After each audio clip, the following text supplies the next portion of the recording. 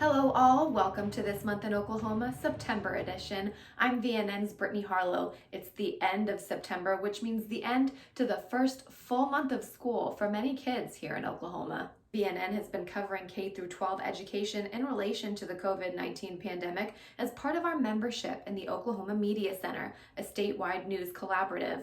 Our latest in-depth investigation, Helping Abused and Neglected Children Now, details how the education system helps traumatized children and what effects the pandemic has had on them. Stay tuned for our next series, Learning. You can even be a part of it by taking VNN's latest 2-minute survey. There is the link right there. How is education going for your family since the 2020-2021 school year began? We want to hear from you.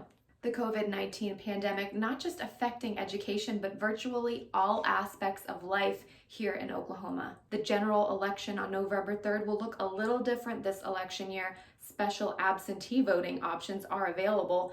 Businesses in downtown Tulsa are getting some help thanks to the Get Your Business Outside program, which allows street-facing businesses within the interdispersal loop to apply for a reimbursement grant of up to 10 grand. And with the autumn holidays coming up this month, VNN also gave you a look at what the Centers for Disease Control recommends you do to make sure you and your community stay safe while celebrating. As for the numbers themselves, Oklahoma surpassed 1,000 COVID-19 related deaths in September. According to the latest reports, positive cases are up 19.8% and deaths are down 5.6%. This last day of the month, the total number of positive cases in Oklahoma since the pandemic began is 87,199, with 1,031 total lives lost.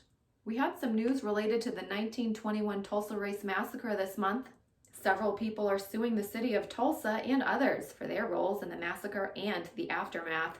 Court documents state this lawsuit seeks to remedy the ongoing nuisance caused by the 1921 Tulsa race massacre in the Greenwood district of Tulsa and to obtain benefits unjustly received by defendants based on the massacre. Demario Solomon Simmons is the leader of Greenwood Advocates, a team of civil and human rights lawyers handling the lawsuit. And the Public Oversight Committee for the 1921 Tulsa Race Massacre Graves Investigation met virtually this month and agreed to further test excavation and core sampling in Oak Lawn Cemetery. Testing there has yet to confirm the presence of any mass graves, but officials say they still have more locations to search at Oak Lawn and other places. And we had some nature news this month. I'll give you the bad news first. Rabies-infected bats identified in Lincoln County. Experts say skunks and bats are the main carriers of rabies in Oklahoma, and that exposure to rabies should always be considered if anyone comes in contact with a skunk or a bat. In this case, we're told both of the infected bats were found outdoors on the ground, displaying aggressive, erratic behavior.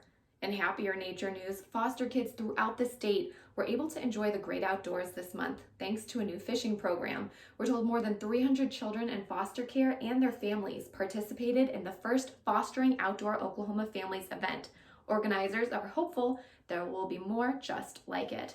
That's all for our September Timeo. We have so many more stories for you in VNN's free plugin app, available for both iOS and Android, with more stories to come soon from more locations across the U.S. If you want to help fund mobile news station startups across the country, visit the website on your screen. VNN is your news. We exist to tell your stories and bring you information that benefits you. All facts, no opinion or bias, news and weather. Stay safe, friends. Until next time, I'm VNN's Brittany Harlow.